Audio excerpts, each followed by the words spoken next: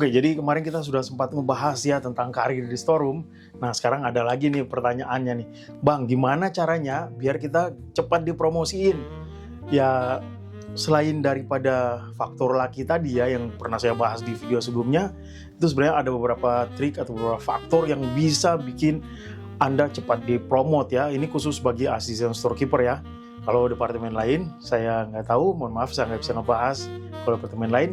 Tapi kalau untuk asisten storekeeper, ini sejauh yang saya lihat, observasi saya selama saya bekerja di storeroom, yang bikin mempercepat Anda supaya bisa dipromot ke next level ya, dari asisten storekeeper naik ke level berikutnya adalah ada beberapa trik.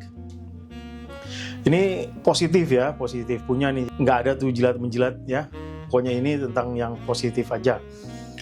Jadi yang pertama itu adalah kita harus punya inisiatif. Kerja udah bagus, tanpa inisiatif juga kurang. Nggak proaktif juga kurang. Jadi selain kita rajin, kita harus punya inisiatif yang baik. Misalnya kita melakukan sesuatu kerjaan tanpa harus disuruh. Karena kebanyakan orang ya, dia nanti dikasih tahu, oh hari ini kamu kerjain ini, baru dia jalan kan.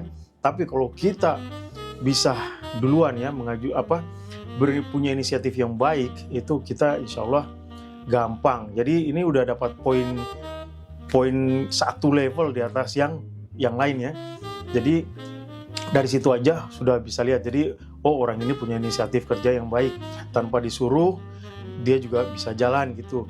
Jadi nggak harus ada supervisor. Ada kan yang kerja, kalau ada supervisor baru kerja. Nah ini yang bahaya nih. Itu bukan saya bilang bakal lama, rezeki orang siapa yang tahu.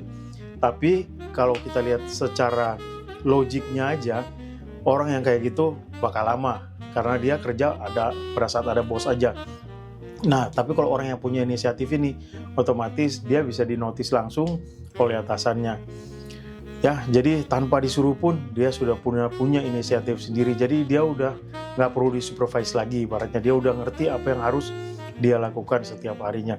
Karena kita di storeroom itu kan seperti yang saya bilang di video sebelumnya kan kita punya 10 ruangan ya. Untuk kapal segede gini kita punya 10 ruangan. Nah kalau 10 ruangan ini kalau bisa kita kerjain dengan cepat ya, itu kita lebih banyak waktu off-nya. Karena kerja di storeroom itu gimana kitanya.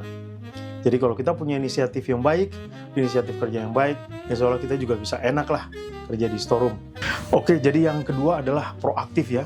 Jadi cara menyimpulkan orang dengan kata proaktif ini bermacam-macam ya. Kalau saya melihat di lapangan itu, kalau misalnya ada orang yang kita sudah sering ngasih tahu dia, oh kamu harus nanti setiap tanggal segini, kamu harus ngecek expiration date misalnya.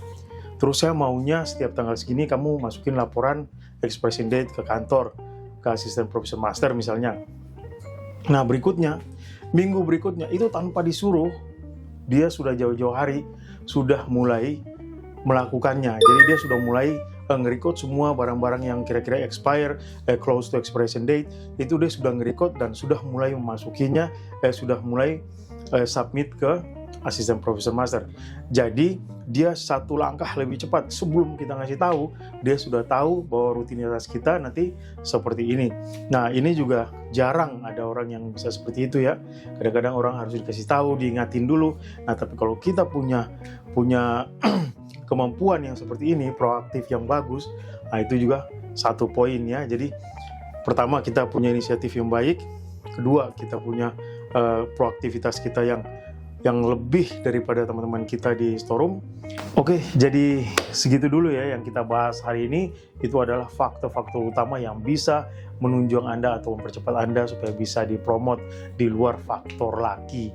Ya, faktor laki tetap bisa memainkan peran pentingnya di sini, karena kalau tanpa keberuntungan juga kayaknya bakal susah dah dipromot.